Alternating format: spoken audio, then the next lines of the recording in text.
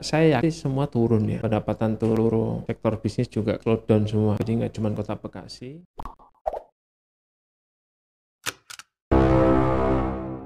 Assalamualaikum warahmatullahi wabarakatuh. Kawan Rujuk, senang sekali bisa kembali lagi memandu Rujuk Podcast.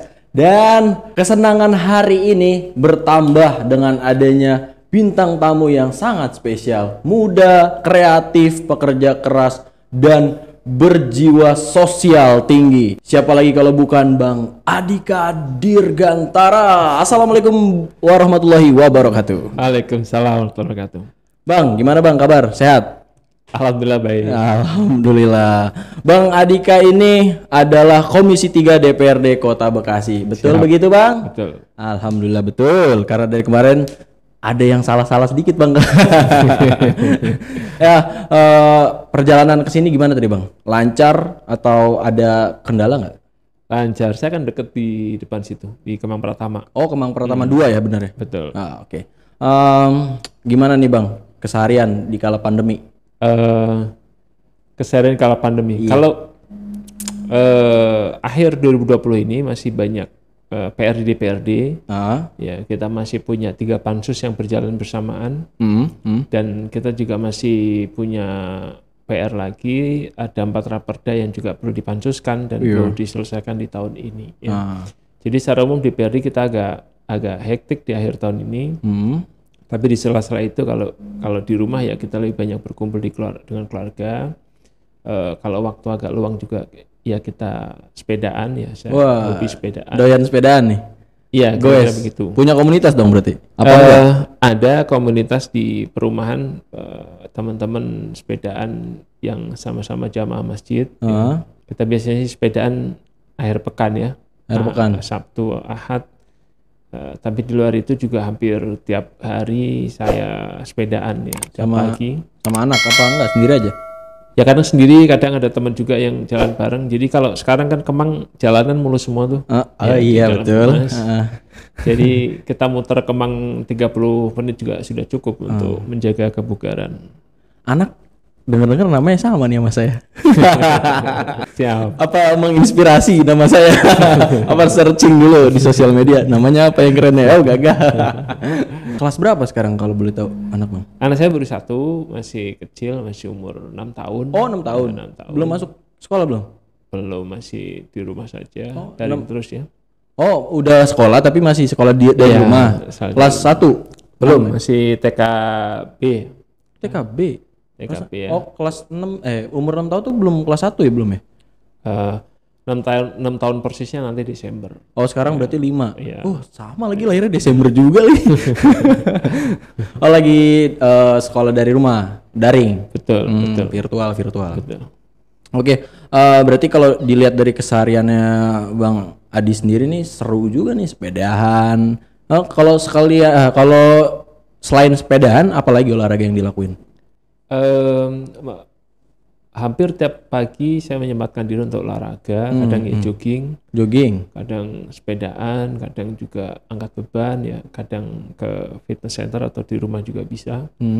Tapi mostly hampir tiap pagi kita selalu menyempatkan diri untuk berolahraga ya, minimal 30 menit lah, kira-kira begitu. Ya. Katanya doyan main volley juga? Volley dulu waktu SMA ya. Ya kalau dulu waktu SMA. Ikut klub apa enggak? Ya ikut di sekolah aja. Di sekolah aja. Ya, enggak ikut klub, kirain ikut klub gitu, klub volley enggak ya. Berarti tanding antara kelas aja. Oke. Nah, kalau dilihat dari profesi yang sekarang nih kan Komisi 3 DPRD berarti di politik nih. Sebenarnya ada nggak sih cita-cita selain terjun di dunia politik tuh ada nggak sih? Saya sebelum masuk DPRD kan hari-hari wirausaha. Ya.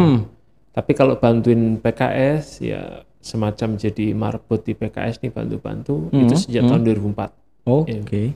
Nah sejak kita terlibat di politik tentu masalah kemudian menjadi anggota DPR dan sebagainya tentu ada bayangan semua. Tapi kan kalau kita di PKS kan diajarkan untuk tidak terlalu berambisi dengan jabatan karena semuanya ini masalah tugas dan amanah ya.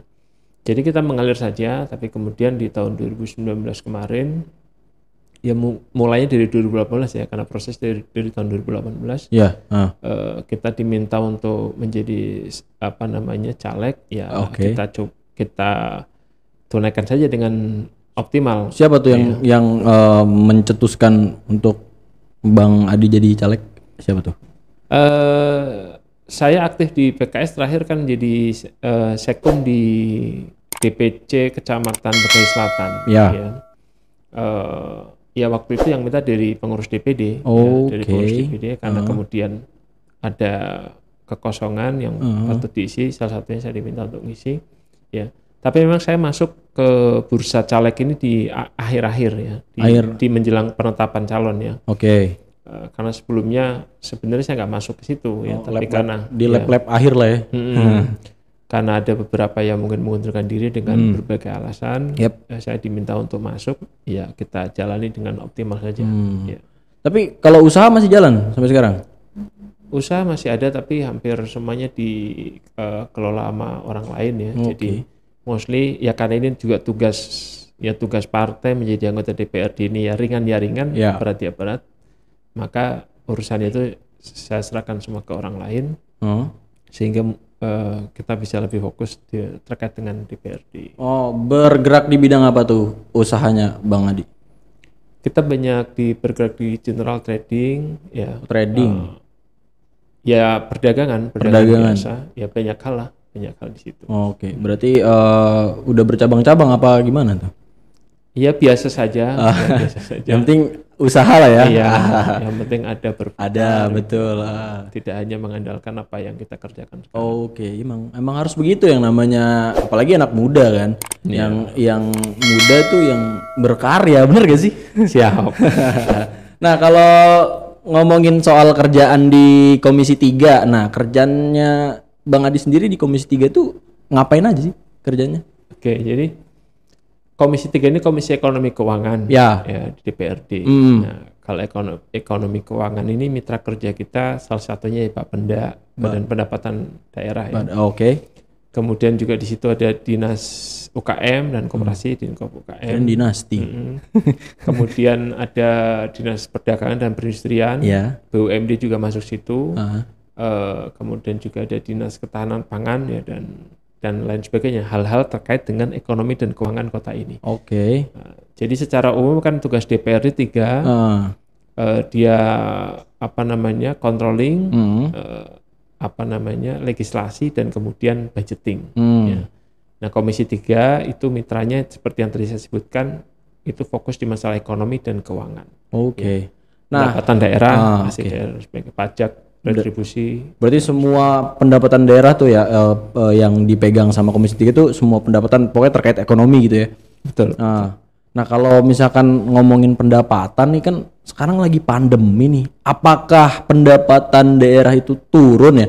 Kalau misalkan dengar-dengar yang ada di berita kan katanya pendapatan daerah Kota Bekasi tuh turun drastis. Nah bener nggak sih turun atau apa sih yang jadi penyebab turunnya pendapatan daerah Kota Bekasi itu?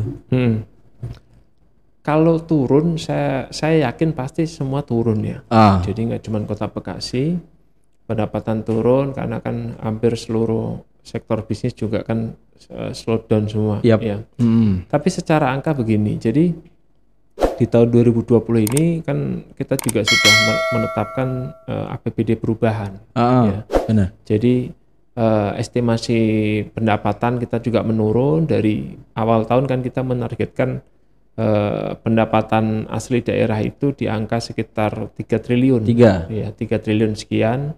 Itu kemudian di perubahan itu kita turunkan menjadi 2 triliun sekian. Berarti turunnya hampir 1 triliun dong. Ya, turunnya persisnya di 921 miliar sekian. Ya, kurang lebih segitulah ya.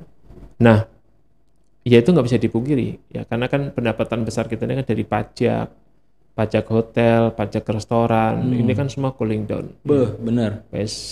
Pandemi ini kan membuat orang tingkat hunian juga drop. Kalau kita mendengar masukan dari teman-teman perhotelan juga drop, restoran juga, mall-mall juga ya nggak terlalu ramai hari ini ya. Banyak juga kan sekarang kebijakan-kebijakan baru terkait pariwisata di Bekasi kan. Betul. Jadi itu nggak bisa dipungkiri. Iya. Sehingga kita harus melakukan adjustment, kita melakukan perubahan, sehingga secara pendapatan kita memproyeksikan memang turun hampir 1 triliun, dan ketika pendapatan turun tentu belanja yang lain juga ikut turun. Ya, belanja yang lain tentu ikut turun. Ya. Jadi memang tahun 2020 ini cukup berat, dan mungkin tahun depan kita juga masih akan cukup berat terkait dengan pendapatan kita ini. Tapi mudah-mudahan kita bisa melaluinya dengan baik lah. Jadi mostly kita ini bertahan lah ya. Jadi bertahan hidup ini sudah cukup oke lah.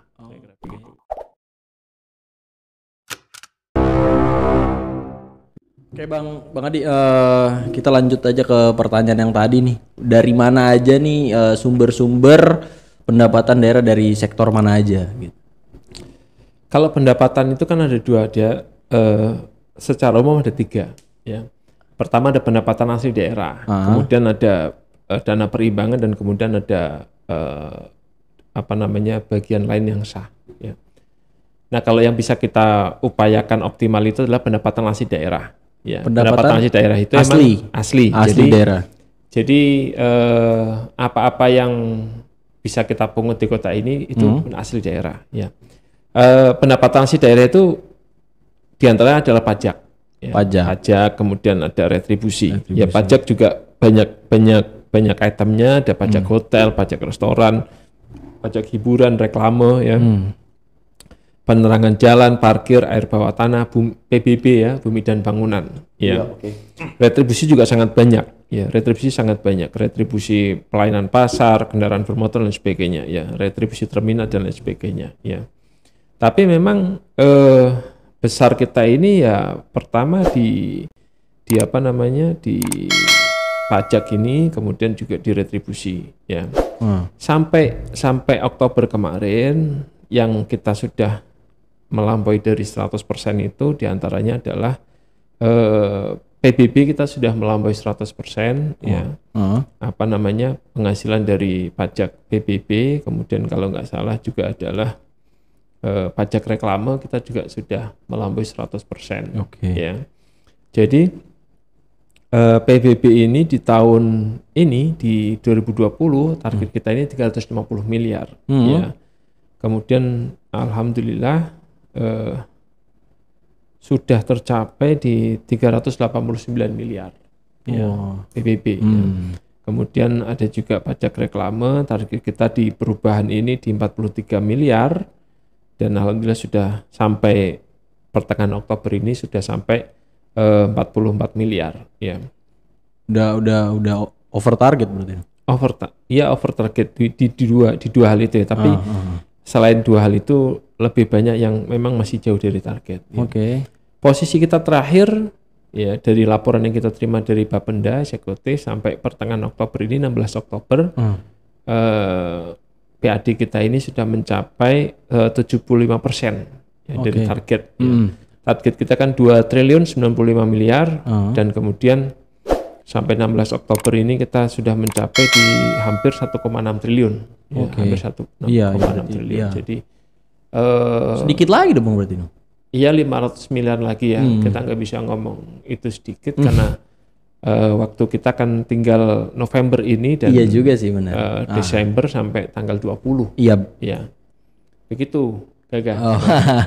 Nah, kalau yang kan tadi kan ada 2 tuh yang udah over target. Nah, kalau yang ada yang belum capai target tuh apa aja?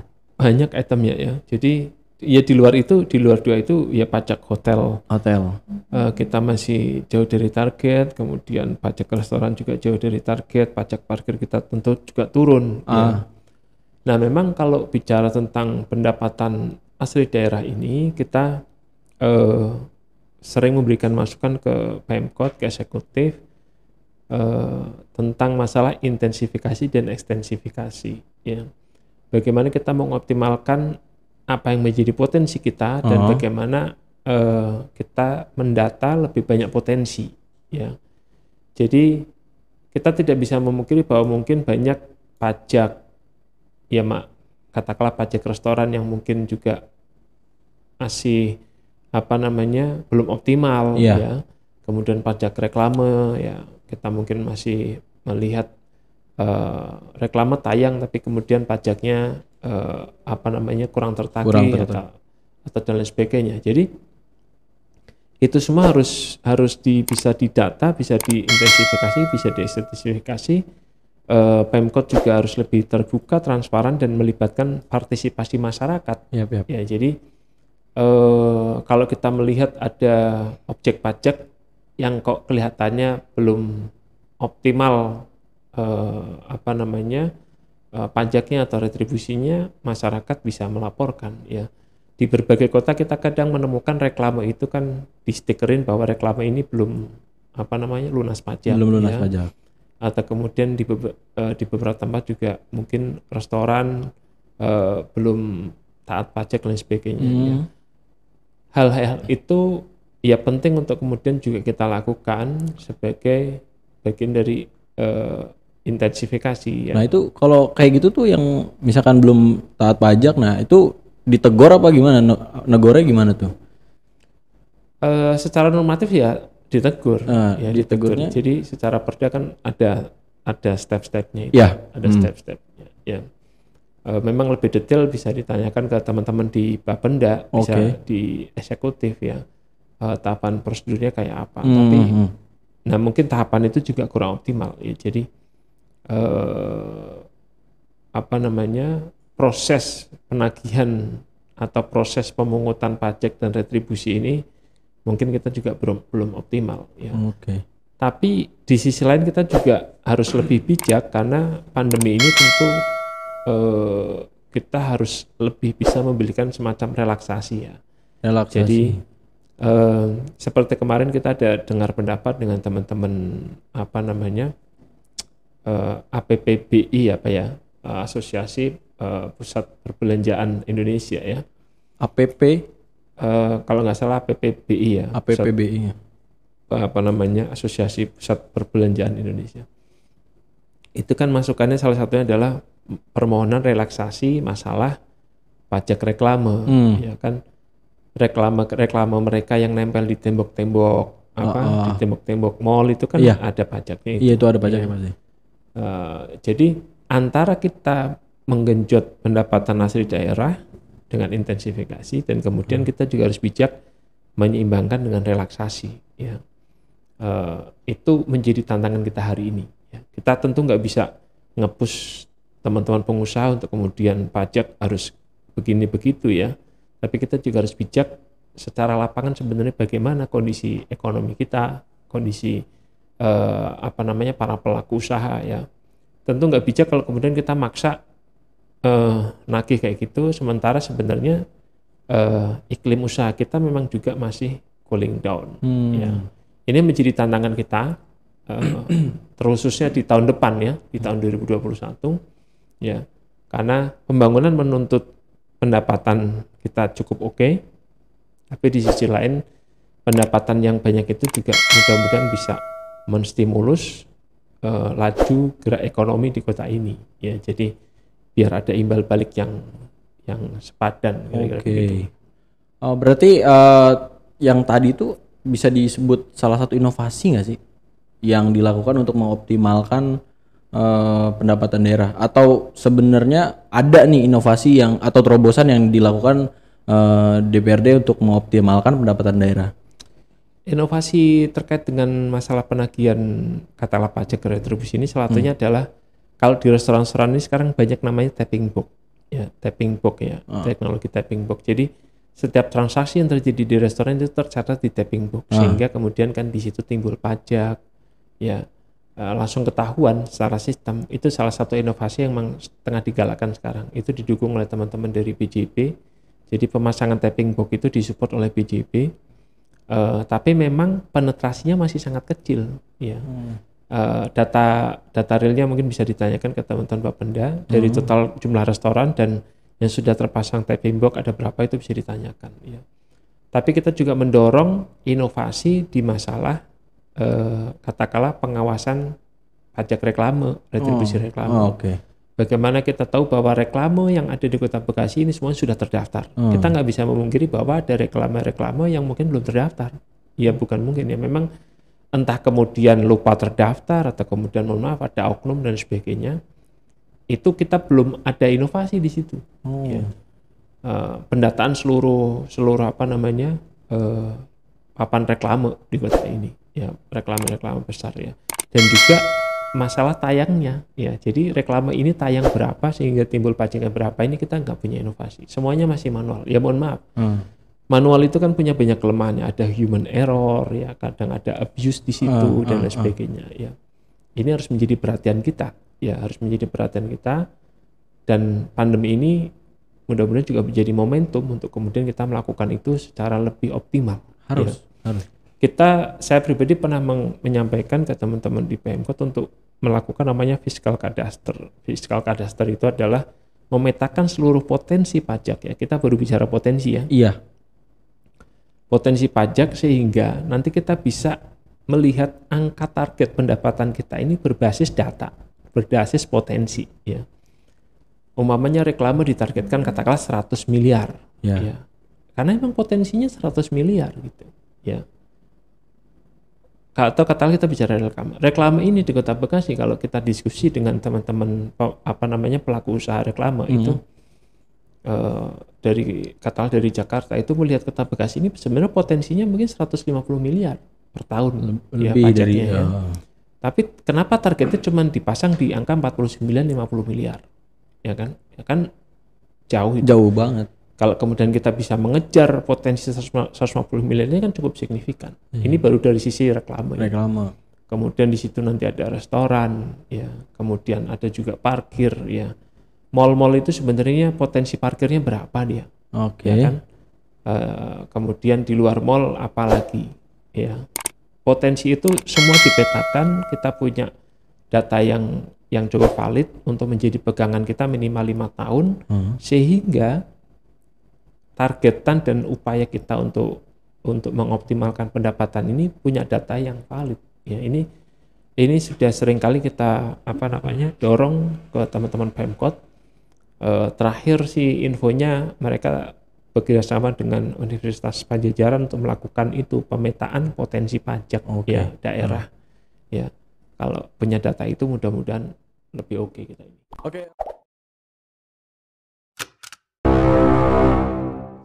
Oke Bang Adi, kita udah ngobrol banyak banget tadi tuh, seru banget kan kita ngomongin pendapatan daerah. Nah kalau misalkan saya tarik lagi ke belakang tadi, ke awalnya Bang Adi sendiri ngomong tadi, dengan angka yang sekarang didapatkan sama DPRD, apakah itu udah cukup terkait pendapatan daerah di 2020 sampai 2021?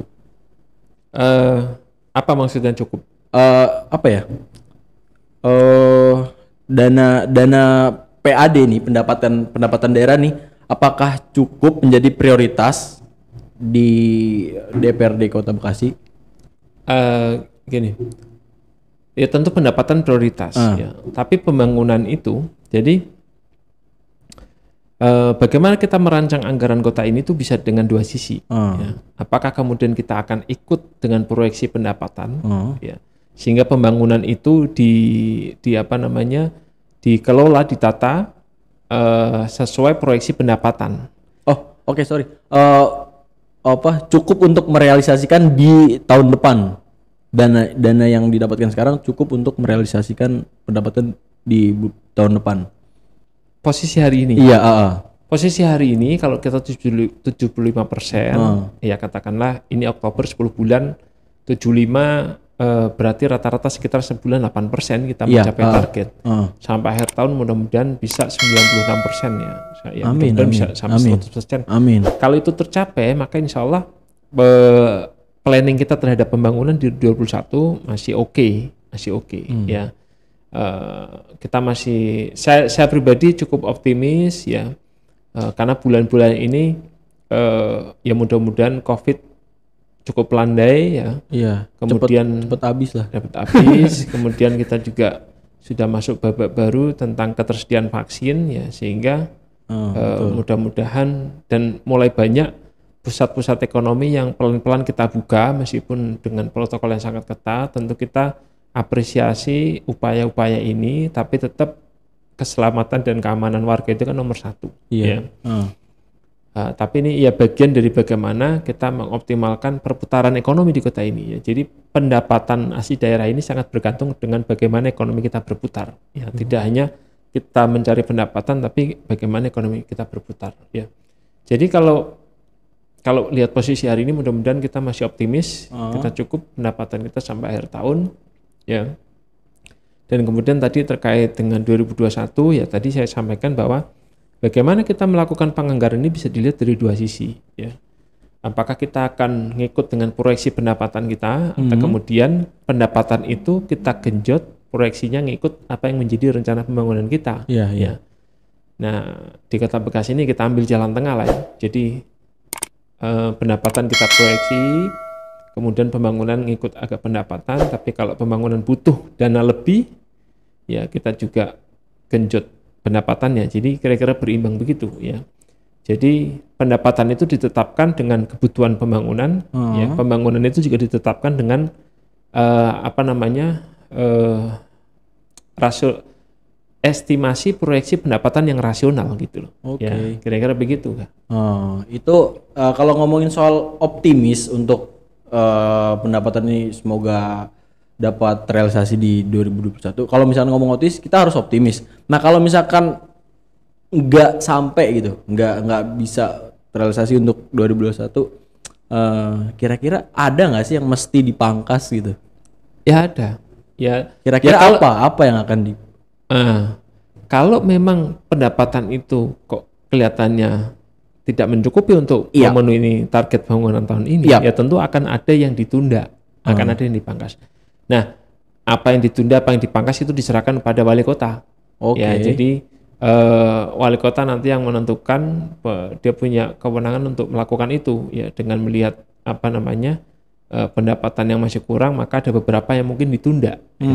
Apakah perbaikan jalan di sebelah mana dan lain sebagainya itu bisa dilakukan, ya kira-kira begitu. Jadi kita lihat untuk kedepannya gimana nih sampai akhir tahun. Kalau misalkan memang ada yang mesti kalau misalkan nggak nyampe target, ya mesti ada yang dipangkas gitu ya. Betul. Betul. Ada yang ditunda lah, kita nggak ngomong pangkas. Ditunda berarti ditunda. Kita udah tahu apa aja yang jadi sumber-sumber pendapatan daerah, terus kita juga udah tahu apa sih yang menjadi kendala dan gimana sih inovasinya untuk membalikan keadaan semula lagi gitu kan, biar normal lah ya. Kalau dikatakan ekonomi di Kota Bekasi ini biar normal lagi gimana gitu kan ya. Kalau ditanya soal evaluasi dan catatan krisis apa sih yang udah dilakukan oleh DPRD Kota Bekasi kepada OPD yang belum maksimal terkait potensi-potensi PAD di Kota Bekasi? Iya, nih pertanyaannya makin ruwet ini kelihatannya. Jadi begini, tiap tahun kita kan ada namanya LKPJ, laporan keterangan pertanggungjawaban wali kota. Betul. Dan itu kita evaluasi di situ, evaluasi besarnya di situ ya. Kita nggak bisa bicara per OPD, tapi terkait dengan Komisi 3 kita kan concern di pendapatan ya. Evaluasi kritis kita memang secara umum potensi pendapatan kita ini masih jauh dari potensi sesungguhnya. Ya. Itu harus diperbaiki dari masalah sistem dan kemudian sumber daya, ya. Atau dibalik. Jadi kita waktu itu catatan kritis kita adalah bagaimana SDM ini bisa lebih optimal dalam melakukan optimalisasi pendapatan daerah, dan secara sistem kita juga menerapkan sistem yang memperkecil potensi loss-nya pendapatan daerah. Ya, itu kritis kita. Ya. Dua hal itu secara umum yang menjadi kritis kita, dan kemudian yang ketiga adalah inovasi dan pelibatan masyarakat umum seperti yang tadi saya sampaikan. Ya. Di luar itu, catatan kritis kita adalah tentang keberadaan BUMD. Kota Bekasi ini punya 6 BUMD ya. 2 BUMD air, PDAM Tirta Bagasasi dan PDAM Tirta Patriot. Yep. Kemudian ada BPRS Patriot ya. kemudian ada PD Mitra Patriot, ada PD Migas, dan ada ada Sinergi, ya PT Sinergi. Ya. Dari 6 ini yang kira-kira cukup sehat itu cuma 2. Iya, 2,5 lah, ya karena Tirta Bagasasi ini kan separuhnya punya kabupaten. Oke. Jadi dari 6 BUMD ini yang relatif memberikan pemasukan terhadap PAD kita ini cuma Tirta Patriot dan BPRS Patriot, ya. Tirta Bagasasi ada. Sementara 3 yang lain ini belum, tidak ada kontribusinya terhadap. Tidak ada. Bahkan PD Migas ini masih meninggalkan hutang yang cukup besar, ya 9 miliar hari ini, ya hampir 10 miliar lah hari ini, ya. PD Mitra Patriot ini yang ngurusin bus Trans Patriot hari ini kan juga ditinggal mundur sama direktur utamanya, ya. Sekarang juga masih terkatung-katung posisinya, ya. Catatan kritis kita adalah BUMD yang memang tidak menghasilkan itu kemudian kita melakukan namanya reevaluasi, ya visibility study ulang. Apakah keberadaannya itu masih cukup relevan dengan kebutuhan kita hari ini, ya. Kalau kemudian relevan, apa yang harus kita lakukan untuk melakukan optimalisasi, apakah restrukturisasi atau lain sebagainya. Tapi kalau kemudian memang kita rasa cuman menjadi beban bagi APBD kita, maka kita merekomendasikan untuk BUMD itu di close, di shutdown, ya di shutdown, dibubarkan lah, BUMD itu dibubarkan. Ya. Saya termasuk yang cukup keras untuk menyampaikan bahwa BUMD yang tidak punya kontribusi terhadap PAD kita dan bertahun-tahun begitu, ya, dan mohon maaf hanya menjadi komoditas politik, maka saya menyarankan untuk di close, ya dibubarkan BUMD ini, ya. PD Mitra Patriot ini nggak ada kontribusinya, Sinergi juga nggak ada kontribusinya, ya. PD Migas apalagi, ya. Saya rasa silakan dilakukan kaji ulang. Kalau emang sudah nggak signifikan, ya kita harus ini aja, kita ini harus ambil jalan cepat aja, kita close. Apa nggak di push aja dulu, jadi sebelum misalkan kita tahu ini nggak ada gunanya nih, kita close aja. Apa nggak di push aja biar misalkan biar ada kontribusinya gitu dari pihak DPRD, di push aja gitu.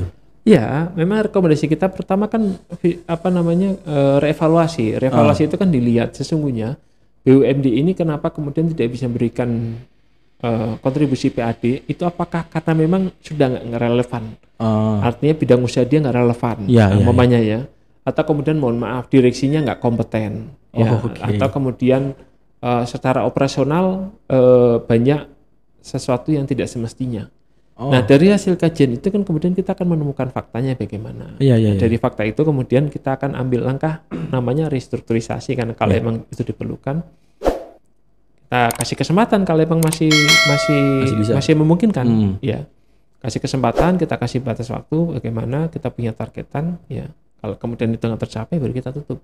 Tapi kalau kemudian dari kajian itu temuannya sudah ruwet sekali, memang sudah nggak relevan, ya. Kan ada usaha-usaha yang sudah nggak relevan, ya, umpamanya kayak gitu, ya silakan di close aja, ya kita merekomendasikan kayak gitu, ya. Meskipun alasan Pemkot itu menyatakan bikin BUMD sekarang nggak mudah, jadi. Oke Bang Adi, kita lanjut ke pertanyaan yang tadi tuh soal apakah kalau misalkan di close nih yang udah nggak ada gunanya nih katanya nih, apakah akan membuat BUMD baru, dan kalau misalkan harus membuat BUMD baru tuh kayak gimana sih tahapannya? Jadi tadi saya menyampaikan yang BUMD yang tidak perform itu kemudian untuk dievaluasi. Ya. Hasil evaluasinya itu kan nanti akan ada kesimpulan apakah masih layak diteruskan atau tidak.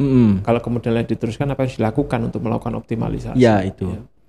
Itu kita lakukan dulu langkah-langkah itu. Tapi kalau kemudian hasil kajian itu mengatakan bahwa BUMD ini memang sudah terlalu ruwet gitu, ya, maka kita harus berbesar hati untuk close, ya.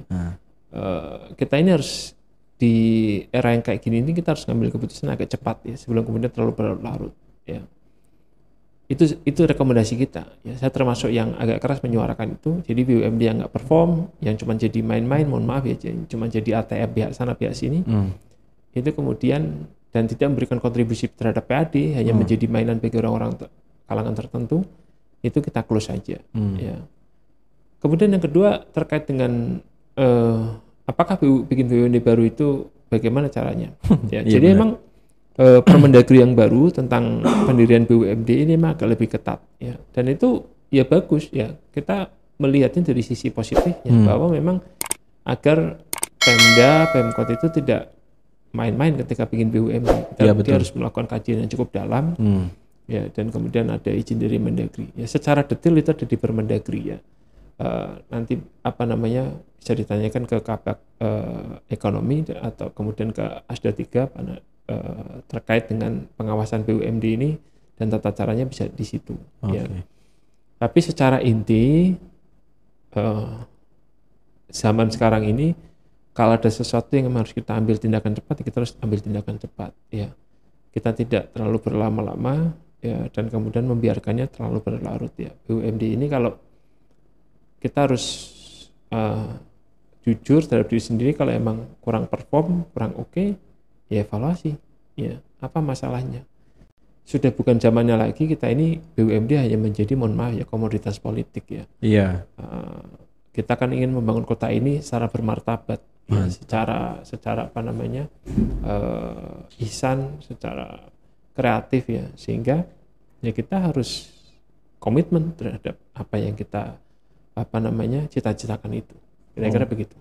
Oke, jawabannya sangat mantap sekali dan pembahasan yang sangat menarik sekali. Kita udah ngebahas soal pendapatan daerah juga. Kalau misalkan ya, tadi kita udah ngebahas banyak soal pekerjaannya Bang Adi dan apa aja yang dikerjain dan apa aja yang dioptimalkan di dalam pekerjaannya itu. Nah, kalau saya nanya soal pribadinya sendiri nih ya dari Bang Adi nih. Kalau waktu itu saya baca di satu blog apa ya, kayak di portal berita gitu, di situ Bang Adi berstatement berpolitik itu dinikmati dan harus kreatif. Nah, itu maksudnya apa tuh? Ada di berita tuh, di mana ya saya baca gitu. Iya. Saya aja lupa itu di mana. Tapi kira-kira begini ya. Jadi saya apresiasi juga bahwa hari ini DPRD banyak diisi oleh rekan-rekan yang ya katakanlah masih usia muda, ya, di bawah 40 atau 40-an awal, ya. Dan kelihatannya kita juga sepakat, kita punya visi yang relatif sama bahwa politik ini harus kita lakukan secara riang gembira, ya. Dan kemudian dilakukan secara kreatif. Betul. Politik-politik konservatif yang ya itu old school lah. Kita ya politik ini riang gembira. Toh pada ujungnya kita ini semua ingin bermanfaat bagi masyarakat banyak. Benar. Ingin mensejahterakan masyarakat. Sehingga kan lucu kalau kemudian cita-cita mulia ini dilakukan dengan cara-cara yang membosankan, ya. Iya, benar. Yang monoton, yang ya mohon maaf bahkan sikut-sikutan itu sudah bukan zamannya, ya. Tapi hari ini kita melakukan politik dengan riang gembira, dengan kreatif, ya, dengan penuh sukacita, sehingga masyarakat itu bisa menilai bahwa politik tidak seperti yang mereka baca di media, ya. Kira-kira begitu apa yang kemudian menjadi cita-cita kita, ya, bahwa politik ini ya riang gembira dan dilakukan secara kreatif. Ya berarti kalau berpolitik tuh nggak harus yang melulu ruwet, nggak harus yang melulu hal-hal yang bikin pusing. Berpolitik tuh menyenangkan ternyata, ya, menyenangkan dan banyak hal-hal kreatif yang bisa diciptakan dari kita berpolitik, benar? Betul. Kita ini harus meyakini dan memang ya begitu bahwa permasalahan itu tidak mungkin kita selesaikan sendirian. Betul. Ya. Jadi ya kita saling berkolaborasi, membuka ruang-ruang seluasnya untuk kemudian kita saling memberi masukan, berdiskusi, berkolaborasi, berelaborasi bagaimana membangun kota ini, ya, bagaimana membangun negeri ini, ya. Dan itu hanya bisa dilakukan dengan kita berdialog, berdiskusi, ya, saling terbuka, saling menumpahkan inovasi dan kreativitas, ya, dan dilakukan dengan ya riang gembira lah, ya, gitu, Bang. Berarti itu sangat sangat menyenangkan lah kalau misalkan sebenarnya kalau kita jalaninnya semua niatnya ibadah itu akan ringan ya. Bener gak sih? Tepat sekali. Semua dijalanin niatnya ibadah karena akan mendapatkan pahala gitu gak? Jadi oke, jadi mungkin saya minta nih closing statement dari Bang Adi nih buat para pemuda, apalagi kemarin kita baru memperingati Sumpah Pemuda nih. Para pemuda yang sekarang lagi bingung mencari jati dirinya, gue mau kemana ya, gue mau ngapain ya, apalagi pemuda-pemuda yang misalkan taruhlah katakan baru lulus atau pengen buat sesuatu tapi bingung, ngemikirnya tuh ntar gini. Nah ada nggak sih tips dari Bang Adi sendiri untuk pemuda? Secara Bang Adi kan pengusaha terus politik juga, ada nggak tips buat pemuda-pemuda tuh biar yakin untuk memulai sesuatu dan jangan pernah sampai mereka tuh ragu untuk memulai sesuatu. Iya. Begini, di Sumpah Pemuda kemarin saya mengatakan begini, bahwa pemuda hari ini itu bukan zamannya lagi itu untuk sekedar menanti ya. Iya. Apalagi memaki situasi, nyinyirin situasi itu sudah nggak zamannya. Betul. Ya. Namanya pemuda itu menyatukan dan berkolaborasi. Pemuda itu merebut, ya. Merebut itu dalam tanda kutip ya. Jadi dia merebut kesempatan ya, dan memantaskan diri ya. Jadi kesempatan yang ada, momentum yang ada ya kita harus rebut sebagai anak muda ya. Karena kemerdekaan bangsa ini juga didorong oleh anak-anak muda. Itu ya karena dorongan jiwa muda ya. Jadi memang dia karakternya agak tergesa-gesa tapi sesungguhnya tidak ya. Jadi memang karakter anak muda kayak gitu. Jadi kalau anak muda hari ini yang cuma nungguin, ya mohon maaf katakanlah kerjaan nggak dapat cuma nungguin, itu sudah bukan zamannya. Bukan zamannya. Hari ini pemuda itu zamannya bersatu, berkolaborasi dan merebut peluang, menciptakan peluang. Ya. Jadi lakukan saja, mumpung masih muda. Ya. Kalau jatuh masih cukup kuat. Ya. Kalau jatuh harus bangun lagi. Bangun lagi. Ya. Pesannya untuk pemuda itu yang penting merebut apa tadi? Kata-katanya aja, bersatu, berkolaborasi, merebut dan memantaskan diri. Yang satu lagi 5 nih, satu lagi kurang, jangan 4, harus ganjil. Satu lagi apa? Apa kira-kira? Jangan menanti. Oh gitu ya. Emang kalau nungguin tuh nggak enak. Bener. Nungguin tuh nggak enak. Oke, terima kasih nih untuk Bang Adi udah menyediakan waktunya untuk datang ke sini dan udah kasih tips juga tadi untuk pemuda biar nggak males, karena banyak kan sekarang tuh mereka menyebut adalah kaum rebahan yang sukanya rebahan aja, ngeliatin status, nungguin DM, kok nggak ada WhatsApp. Harusnya kreatif ya kan, bener gak sih? Nah kalau tadi kita tanya tips buat pemuda, ini dari saya pribadi nih ya, Q&A. Oke, singkat aja Q&A sebelum kita tutup perbincangan kita hari ini. Q&A dari saya, nggak banyak-banyak, 3 aja. Yang pertama ya, ketua DPC PKS atau jadi wali kota? Jengjet. Tergantung instruksi itu. Tergantung instruksi. Siap perintah pokoknya. Jawabannya siap perintah. Oke. Jadi tergantung diperintahkannya kayak gimana. Yang penting yang kayak tadi optimalkan. Iya, yang penting kita memantaskan diri. Betul. Tapi kan tadi katanya jangan menunggu. Kalimat terakhir kan jangan menunggu. Tunggu apa lagi? Sikat aja. Oke. Mungkin pertanyaannya agak sedikit santai nih ya. Kalau disuruh milih ya, pengusaha atau jadi politisi?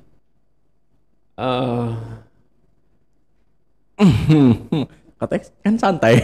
Jawabnya santai doang. Pengusaha atau politisi? Iya. Boleh nggak milih duanya? Dua-duanya? Iya. Kalau misalkan disuruh milih satu? Suruh milih salah satu ya mungkin di combine. Iya. Susah ya. Kita jalanin sekarang apa ada ya. Kita politisi hari ini ya. Oh, berarti politisi ya. Oke. Yang terakhir, kan kita pemuda nih. Wajib kan hukumnya buat keren. Tapi wajib juga hukumnya untuk asik jadi orang. Jadi keren atau asik? Saya milih asik lah. Kenapa? Ya. Kenapa? Keren belum tentu asik loh ya. Kalau asik biasanya keren. Mantap.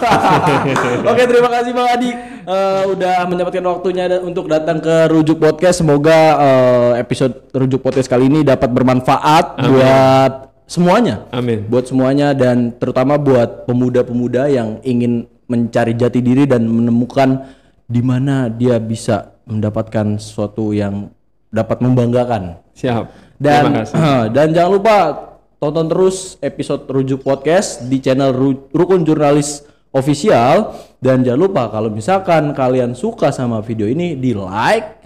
Dan kalau misalkan menurut kalian video ini bermanfaat, di share dong ke teman-temannya. Jangan pelit-pelit sama informasi. Dan komen juga, kita butuh komen-komennya, kita butuh kritik-kritiknya. Tulis aja, jangan ragu-ragu. Dan sebagai bentuk dukungan kalian, jangan lupa di subscribe channel Rujuk Podcast. Gaga pamit. Wassalamualaikum warahmatullahi wabarakatuh. Waalaikumsalam.